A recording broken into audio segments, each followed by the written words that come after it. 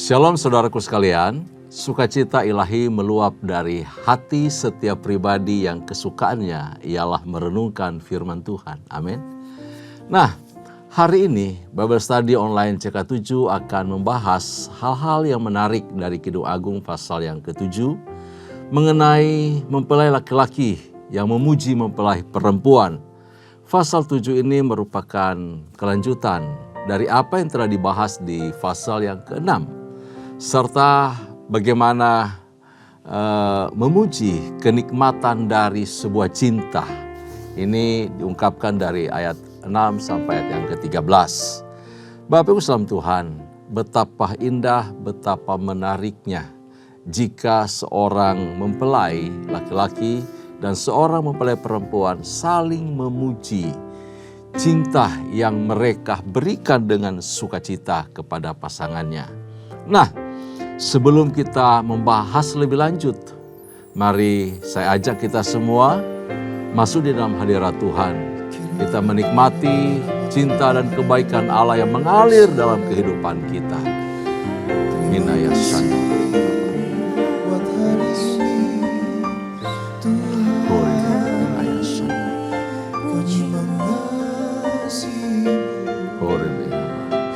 Yesus Tuhan, dengan senang hati memuji-Mu Tuhan.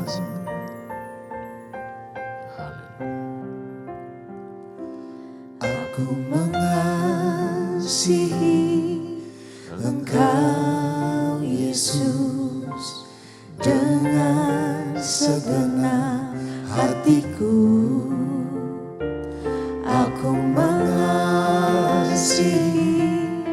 Engkau Yesus dengan segenap jiwaku. Ku renungkan firman-Mu siang dan malam. Ku pegang perintah-Mu dan ku lakukan. Engkau tahu ya Tuhan, tujuan hidupku hanyalah untuk menyenangkan hati-Mu.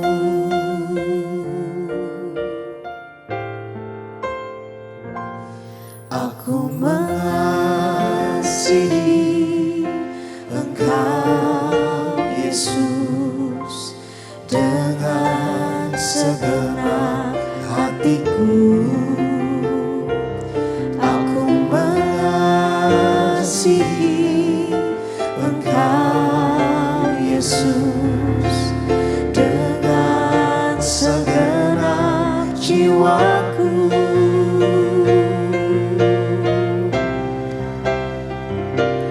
Ku renungkan firman-Mu siang dan malam. Ku pegang perintah-Mu dan ku lakukan. Engkau tahu ya Tuhan, tujuan hidupku hanyalah untuk menyenangkan hati-Mu. Ku renungkan firman-Mu siang dan malam. Ku pegang perintah-Mu dan ku lakukan. Engkau tahu ya Tuhan, tujuan hidupku hanyalah untuk menyenangkan hati-Mu. Menyenangkan hati-Mu. Menyenangkan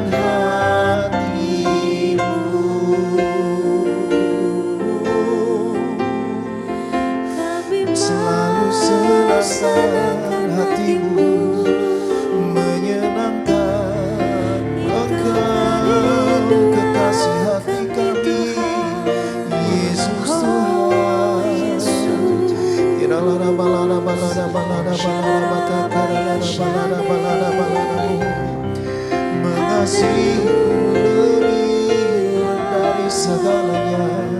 Yesus Tuhan.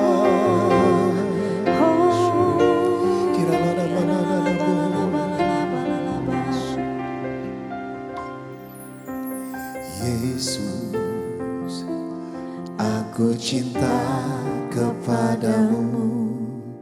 Yesus, aku cinta kepadamu. Yesus, aku cinta kepadamu. Yesusku, aku cintakan.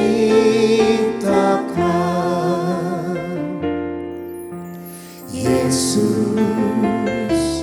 aku cinta kepadamu. Yesus, aku cinta kepadamu. Yesus, aku cinta kepadamu. Yesusku, aku cintakan. Dengan segenap hatiku, dengan segenap jiwaku, hanya Engkau yang patut disembah. Yesus, tak terukur kasih-Mu. Yesus, sungguh ku cinta Kau. Dengan segenap hatiku, dengan segenap jiwaku, hanya Engkau yang patut disembah.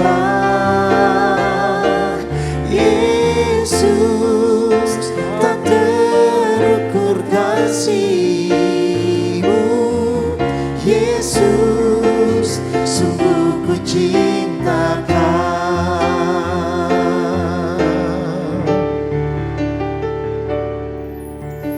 Yesus, aku cinta kepadamu. Yesus, aku cinta kepadamu. Yesus, aku cinta kepadamu.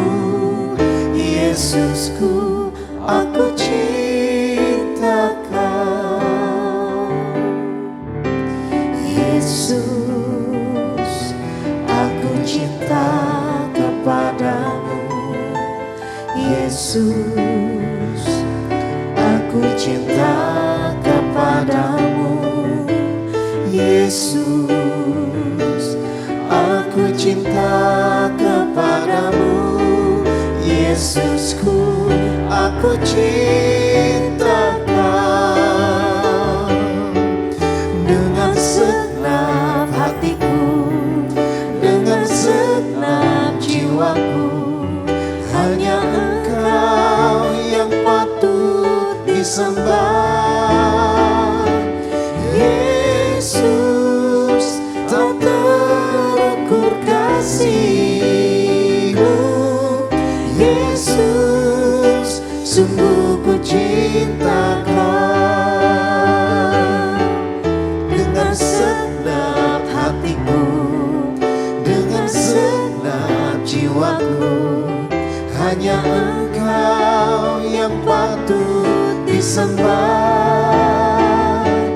Yesus, tak terukur kasih-Mu. Yesus, sungguh ku cinta Kau.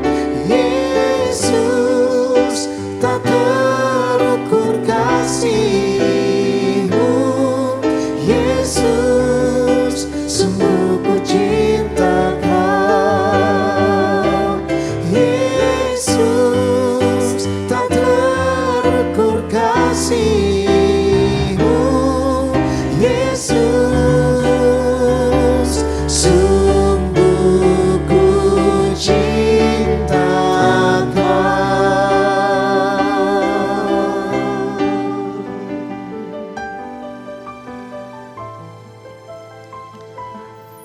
karena cintamu, karena kasih-Mu terhadap kami umat-Mu, maka kami memuji Engkau, kami menjadi milik kepunyaan-Mu, kami mengasihi-Mu, kami mencintai-Mu ya Tuhan dengan segenap hidup kami. Bukti kami mengasihi-Mu, kami membaca surat cinta-Mu, kami merenungkan surat cinta-Mu, dan kami belajar bersama-sama bagaimana kami menjadi pelaku kebenaran firman-Mu. Terpuji nama-Mu ya Tuhan. Firman-Mu, Alkitab yang kami baca, kami renungkan adalah isi hati-Mu, adalah isi cinta Tuhan bagi kami, yang mengasihi kami, mencintai kami. Terpuji nama-Mu ya Tuhan. Kami mengucap syukur hadir-Mu di tengah-tengah kami, menuntun kami, mengajar kami, memberi kami hikmat pengertian baru. Di dalam nama Yesus Kristus Tuhan, terpuji-pujilah nama-Mu. Kami bersyukur, kami berdoa. Haleluya. Amin. Amin. Puji Tuhan. Mari saya ajak kita semua buka Alkitab kita. Kidung Agung pasalnya yang ke-7 di Alkitab saya halaman 1053.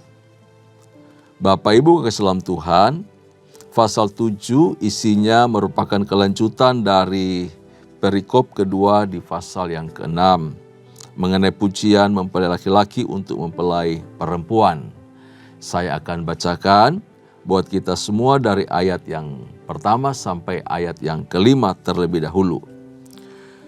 Demikian firman Tuhan, betapa anggun langkah-langkahmu dengan kasut-kasut itu, putri yang berwatak luhur. Lekuk pinggulmu bagaikan perhiasan karya tangan seniman. Pusarmu seperti cawan bulat yang tak kekurangan anggur campur. Perutmu timbunan gandum berpagar bunga-bunga bakung. Seperti dua anak rusa buah dadamu, seperti anak kembar kijang. Lehermu bagaikan menarah gading, matamu bagaikan telaga di Hesbon, dekat pintu gerbang Batrabim. Hidungmu seperti menara di Libanon yang menghadap ke Damsyik. Kepalamu seperti bukit Karmel, rambut kepalamu merah lembayung. Raja tertawan pada kepang-kepangnya. Nah, ayat 1 sampai 5 dari pasal yang ke-7 ini adalah kelanjutan Bapak Islam Tuhan dari pujian disampaikan oleh mempelai laki-laki kepada mempelai perempuan. Salomo memuji dan merayu gadis Sulam agar kembali kepadanya. Ternyata di pasal-pasal sebelumnya gadis Sulam ini pergi ke suatu tempat dan Salomo mencari, lalu dengan cara memuji dan merayu supaya perempuan ini, gadis Sulam, kembali kepadanya. Nah, bagi Salomo, gadis Sulam ini adalah segala-galanya. Gadis Sulam itu terlihat sangat menarik, sangat cantik di pemandangan Salomo. Karena keelokan, kecantikan, keindahan gadis Sulam ini melebihi semua permaisuri, melebihi para selir, melebihi gadis yang tak terbilang banyaknya di lingkungan kerajaan pun termasuk di Yerusalem. Itu diungkapkan di ayat yang pasal 6 ayat yang ke-8. Ya, permaisuri ada 60, selir 80, dan gadis-gadis tak terbilang banyaknya. Tetapi gadis Sulam adalah spesial, seorang yang sangat-sangat spesial di pemandangan sang raja. Bapak Islam Tuhan, dengan memiliki 1000 wanita di sekitarnya, 700 istri, 300 gundik yang dimiliki oleh Salomo, mengapa sang raja ini hanya tertarik kepada gadis Sulam? Ya, para gadis ini memiliki kecantikan yang luar biasa, gitu. Punya kecantikan yang luar biasa karena gadis-gadis yang di sekitar Salomo yang dijadikan istri maupun juga sebagai gundik, ini adalah gadis-gadis pilihan, kiriman dari raja-raja yang di sekitar Israel, para anak-anak bangsawan, anak-anak raja, putri-putri. Wah, pasti terawat dengan baik, cantikannya luar biasa. Tetapi Gadis sulam pasti memiliki kecantikan yang spesial, melebihi dari gadis-gadis itu, melebihi para wanita yang ada di sekitar Salomo. Karena itu dia memuji kecantikan dari gadis sulam ini. Apakah gadis sulam benar-benar cantik menurut pemandangan kita secara fisik? Ternyata tidak demikian. Karena kita semua sadar bahwa ternyata cantik itu relatif bagi setiap orang. Cantik itu relatif bagi setiap orang. Iya, bagi saya istriku cantik. Bagi Anda mungkin tidak. Bagi Anda anak Anda cantik. Bagi orang lain tidak. Nah, kecantikannya pasti bersifat relatif kepada setiap orang. Apakah gadis sulam cantik secara fisik? Yang sering kali kita sudah baca dari awal dan sampai pasal 7 ini. Dipuji sedemikian rupa. Tetapi ternyata bukan keelokan secara fisik yang membuat gadis sulam ini cantik dan menarik. Dan secara spesial menarik hati sang raja. Dia terpikat kepada gadis sulam ini. Sedemikian rupa. Seolah-olah tidak ada yang menandingi gadis sulam. Nah, pasal pertama ayat yang ke-6 diberitahu begini. Pasal pertama ayat yang ke-6 dari Kidung Agung mengatakan begini. Jangan kamu perhatikan bahwa aku hitam, karena terik matahari membakar aku. Putra-putra ibuku marah kepadaku dan menjadikan aku penjaga kebun-kebun anggur. Kebun anggurku sendiri tak kujaga. Untuk merawat fisiknya sendiri nggak sempat. Itu gadis sulam. Tetapi dalam kondisi kulit yang hitam, yang bagi banyak orang ini kulit yang eksotis. Tetapi hitamnya bukan karena terlahir hitam. Ternyata hitamnya gadis sulam oleh karena terbakar terik matahari. Dia adalah gadis yang rajin. Dia tidak pedulikan kondisi fisiknya bahkan. Ya, demi ketaatannya, demi kesetiaannya, demi ketundukannya, demi rajinnya, hormatnya sama orang tua. Dia melakukan tugas-tugas yang seharusnya tugas itu adalah laki-laki. Saya teringat akan seorang ibu leluhur dari bangsa Israel, Ribkah.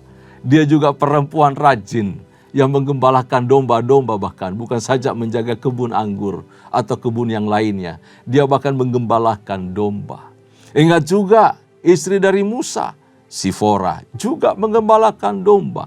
Orang-orang Israel punya perempuan-perempuan hebat, ya, yang rajin bekerja dan Tuhan pakai mereka.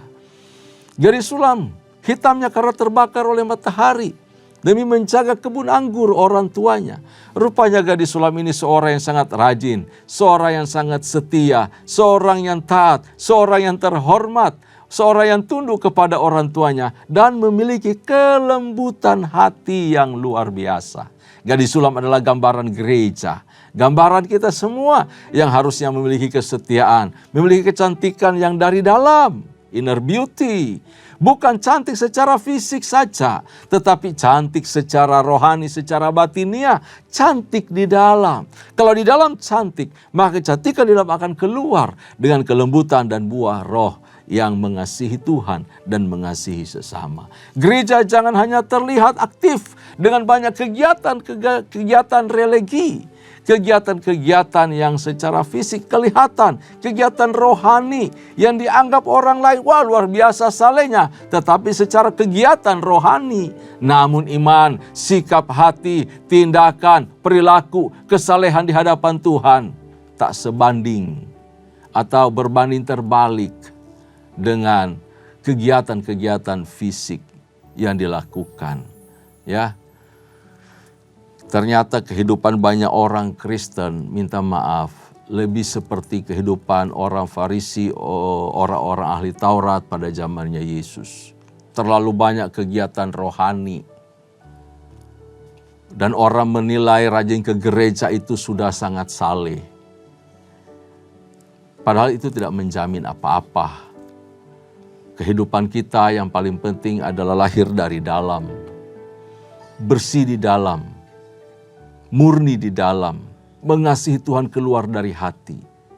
Jangan terlihat saleh di luar, Bapak Islam Tuhan, ya, tetapi di dalamnya rusak. Maka seperti orang Farisi, orang-orang ahli Taurat zamannya Yesus, mereka terlihat saleh di luar, tetapi di dalamnya seperti kuburan.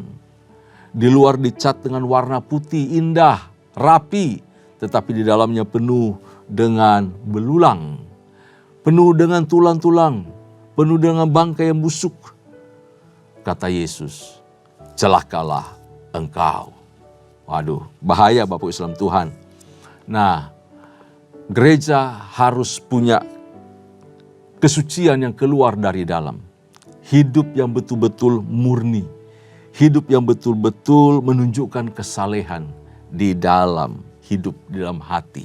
Apa yang kita lakukan di gereja harus berakar dari kehidupan yang benar dari dalam pribadi. Bukan berarti kita nunggu saleh dulu baru ke gereja. Enggak begitu Bapak Islam Tuhan.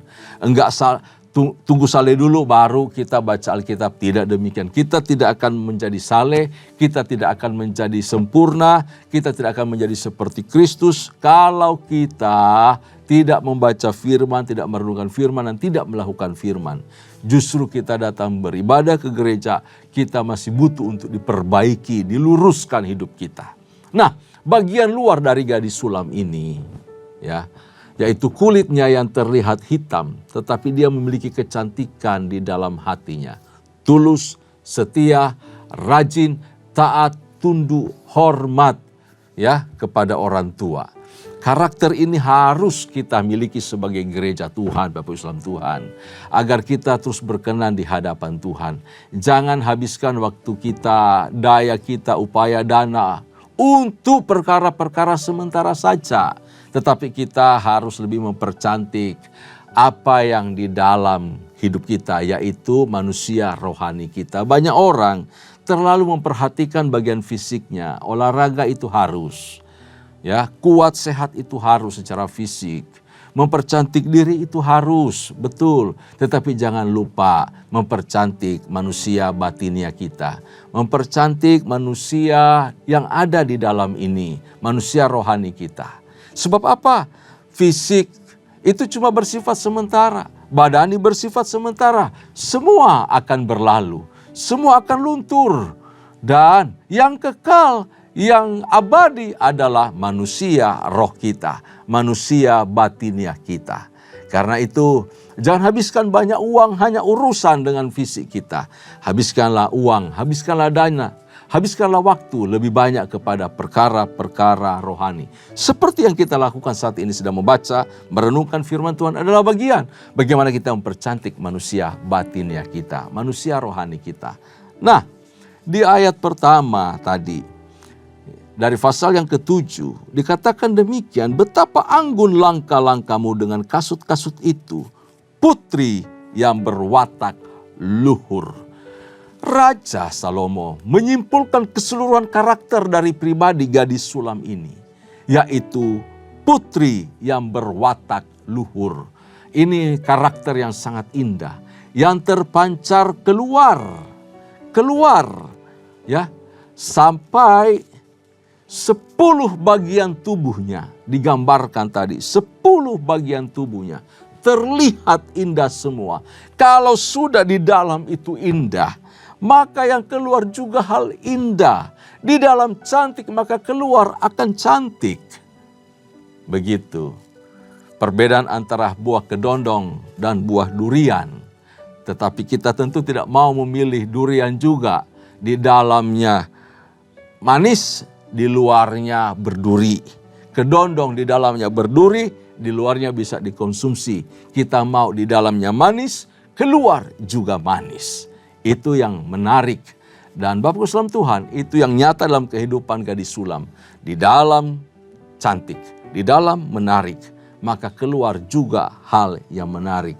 10 bagian tubuhnya terlihat indah semuanya. Dari ujung rambut sampai kepada ujung kaki dari gadis sulam itu.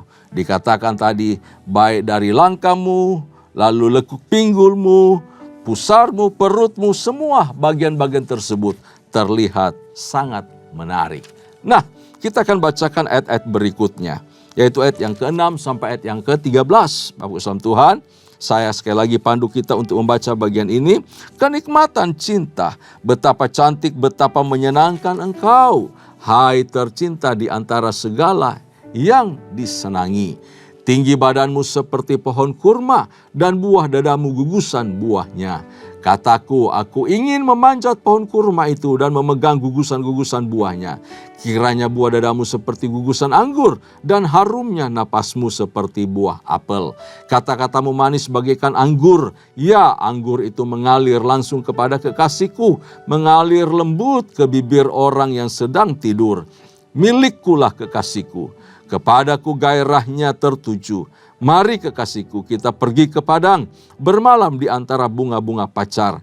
Mari kita pergi pagi-pagi ke kebun anggur dan melihat apakah pokok anggur sudah bersemi, apakah sudah mekar bunganya, apakah pohon-pohon delima sudah berbunga. Di sanalah akan kuberikan cintaku kepadamu, buah dudaim semerbak aromanya, dan dekat pintu kita ada berbagai buah lezat, yang baru maupun yang lama, yang telah kusimpan bagimu, kekasihku. Nah, ini merupakan kenikmatan cinta. Ayat 6 sampai ayatnya yang ke-13. Salomo lagi-lagi memuji keelokan dari gadis sulam ini. Ia tidak hanya memiliki fisik yang menarik, tetapi juga perkataannya yang sangat lembut, sangat manis, sehingga membuat gadis ini terlihat mempesona dan manis seperti anggur, dikatakan tadi. Manis seperti anggur. Bapak Ibu bayangkan kalau seorang ibu rumah tangga punya inner beauty, lalu terpancar keluar, itu dipuji oleh suaminya, disayang oleh suaminya, menjadi pusat perhatian di tengah-tengah keluarga, disayang anak-anaknya, dihormati, disegani, mempesona, kata-katanya lembut. Aduh, itu luar biasa. Dambaan ya, ibu dambaan, istri dambaan. Kita bisa mendoakan istri kita, ya. Kita bisa tumpang tangan kepada istri kita untuk menjadi seperti gadis sulam. Oke, memang di luar sana menurut orang jauh lebih cantik, para artis jauh lebih cantik, tetapi buat kita, istri kita, pasangan kita yang tercantik, termanis, terindah. Amin. Nah, ayat 6 sampai 13 adalah pujian Kristus. Karena penggambaran adalah gereja dan Kristus. Pujian Kristus kepada gerejanya.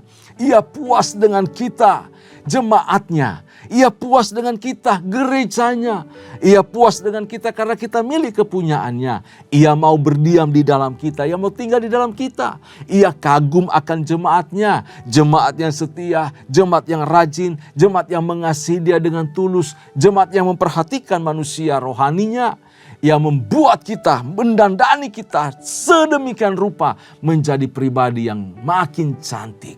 Dia bentuk kita sesuai kehendaknya, sesuai rencana. Dibentuk, diproses untuk terlihat lebih cantik lagi di hadapan Tuhan. Tentu hal ini berbicara mengenai kekudusan. Hidup yang berkenan di hadapan Tuhan. Dan dari dalam kehidupan kita akan keluar air-air kehidupan yang manis. Seperti anggur dan harum seperti buah apel. Ini menggambarkan mengenai simbol dari Roh Kudus. Dan buah Roh Kudus yang dihasilkan dari karya Kristus yang tinggal di dalam kita. Dan kita mau ikut. Mau turut kehendaknya. Mau diproses, mau dibentuk. Memang tidak mudah untuk menghasilkan buah roh. Tapi kalau kita mau tunduk kepada Kristus, mau melakukan firman-Nya, mau menghidupi firman-Nya, hidup kita setiap hari akan dibaharui. Makin indah, makin cantik dari hari ke hari. Seorang perempuan yang cerewet tidak akan berhenti, tidak akan berubah dalam seketika. Itu butuh proses penyerahan diri. Seorang suami yang galak gak karuan, yang kasar gak karuan, tidak akan berubah seketika, tetapi lewat proses, lewat pembentukan ketika semua menyerahkan hidup untuk dibentuk, diproses oleh Tuhan. Inilah pribadi yang menjadi kesayangan Kristus, yang memancarkan keindahan karakter Kristus setiap hari. Dari dalamnya mengalir aliran air kehidupan. Kristus adalah kekasih terbaik kita, Bapak Ibu Salam Tuhan. Kepadanya kita persembahkan seluruh tubuh, jiwa, roh kita hanya kepada Tuhan. Dalam persekutuan yang kudus dengan Dia. Dia teramat rindu tinggal di dalam kita. Karena itu kita juga mau tinggal di dalam Dia. Tuhan Yesus berkata, jika kamu tinggal di dalam aku tinggal di dalam kamu, kita akan berbuah. Kita akan menghasilkan buah yang manis, buah yang segar, buah yang elok. Dan itu disebut buah roh. Kita adalah kepunyaan Kristus. Dan kepada Dialah ya, kita mempersembahkan hidup kita sungguh-sungguh. Karena itu cinta Kristus pun tercurah. Gairahnya tertuju kepada kita dengan berkobar-kobarnya. Bapak Ibu, kita sering berdoa untuk kita diproses dibentuk oleh Tuhan lebih indah. Tahu nggak? Tuhan Yesus itu jauh lebih teramat rindu untuk mengubah hidup kita. Untuk membentuk kita. Karena itu pergumulan, persoalan hidup diizinkan terus terjadi. Supaya apa? Kita menjadi serupa dengan Kristus Yesus Tuhan kita. Hanya dengan persekutuan yang intim dengan Dia. Melalui firman dan Roh Kuduslah kita bisa menjadi serupa dengan Kristus. Nah, sebagai gereja, kita harus punya gairah yang sama seperti yang dimiliki oleh Kristus. Supaya gereja menghasilkan buah-buah kehidupan yang baru. Buah hidup yang dibaharui dari waktu ke waktu. Buah roh, buah pertobatan, buah jiwa-jiwa baru, anak-anak rohani yang kita bawa dan kita persembahkan kepada Tuhan. Sebagai mahkota yang kelak akan kita persembahkan di hadapan Kristus kelak nanti di kerajaan surga. Kita adalah mempelai Kristus dan Dia adalah mempelai laki-laki. Gereja mempelai perempuan. Kristus adalah mempelai laki-laki. Kita umatnya, kepunyaannya. Kristus Raja kita, pemimpin kita yang terus menyertai kita melalui Roh Kudusnya untuk kita terus bertumbuh, berbuah, dan menjadi kesukaan Tuhan. Betapa indahnya kalau kita dan Kristus terus memuji cinta, memuji kasih dari waktu ke waktu. Alkitab yang kita baca, yang kita renungkan setiap malam, setiap hari, setiap saat, berisikan cinta kasih Allah. Ini surat cinta dari Kristus untuk kita. Tanpa membaca Alkitab kita tidak mengerti, kita tidak pernah menyadari, kita tidak pernah tahu betapa Yesus itu cinta kepada kita. Mari nyatakan cinta kita untuk mencintai firman. Nyatakan cinta kita kepada Kristus untuk merenungkan firman. Dan nyatakan cinta kita kepada Kristus dengan cara melakukan firman. Nama Tuhan dipuji dan dipermuliakan. Amin. Saya ajak kita berdoa. Bapa Surgawi, terima kasih untuk hari ini. Kami mengucap syukur untuk cinta-Mu, untuk pujian-Mu kepada kami gereja-Mu. Engkau memandang kami elok, kami berharga, kami bernilai sehingga Engkau menebus kami. Engkau memiliki kami. Karena itu percantik diri kami ya Roh Kudus. Dari waktu ke waktu kami mau menyerahkan hidup kami. Engkau bentuk kami, tuntun kami hidup di dalam firman dan kebenaran-Mu. Terpuji nama-Mu ya Tuhan. Urapi kami semua, berkati kami semua. Pasang kekasih, suami istri, anak-anak, kaum muda, Tuhan memberkati kami. Terpuji nama-Mu ya Tuhan. Dalam nama Yesus kami bersyukur, kami berdoa. Haleluya. Kekasih-kekasih Tuhan, mari arahkan hatimu di hadapan Allah. Dan terimalah anugerah serta berkat yang melimpah dari Allah Bapa, kasih sayang dalam Kristus Yesus Tuhan, serta persekutuan yang manis dengan Allah Roh Kudus menyertai kita mulai hari ini sampai parusia. Tuhan datang pada kali yang kedua bahkan sampai selama-lamanya. Setiap kita yang percaya sama-sama katakan amin. Shalom, Tuhan Yesus memberkati kita semua.